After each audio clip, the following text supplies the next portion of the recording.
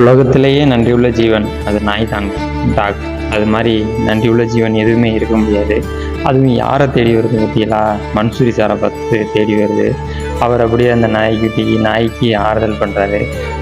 அந்த நாய் அவரை எங்கே கூட்டிகிட்டு போகுது தெரியுமா?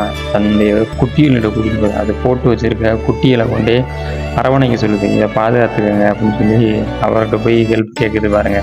அதுவும் யாருக்கிட்ட? மன்சூரி சார்கிட்ட. அவர் சும்மா வருவாரா?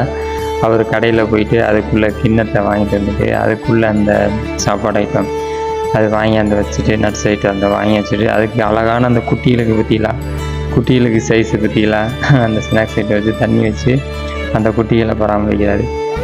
இவர் ஒரு பெரிய மனிதநேயமிக்க ஒரு செயல். ஆனால் ஒரு மனிதர்களுக்கு மட்டும் கிடையாது, எல்லா உயிரினங்களுக்கும் ஒரு உதவி பண்ணுற ஒரு ஆள்.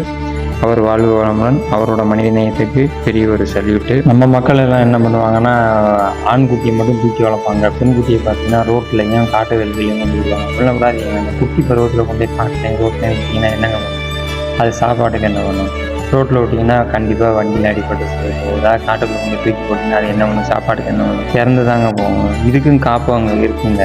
இதையும் வளர்க்குறதுக்கு ஒரு டீம் இருக்குது. அப்படிப்பட்டவங்களை கொண்டு போய் விட்டுருங்க. அதை விட்டுவிட்டு வீட்டில் ஒரு நாயை வளர்த்துட்டு அது குட்டி போடவும் அதை குட்டியை தூக்கி கொண்டு எங்கே விடுறது? இதெல்லாம் ஒரு மனித நேயமிக்க செயல் அல்ல. அப்படி நடக்காதீங்க ப்ளீஸ்.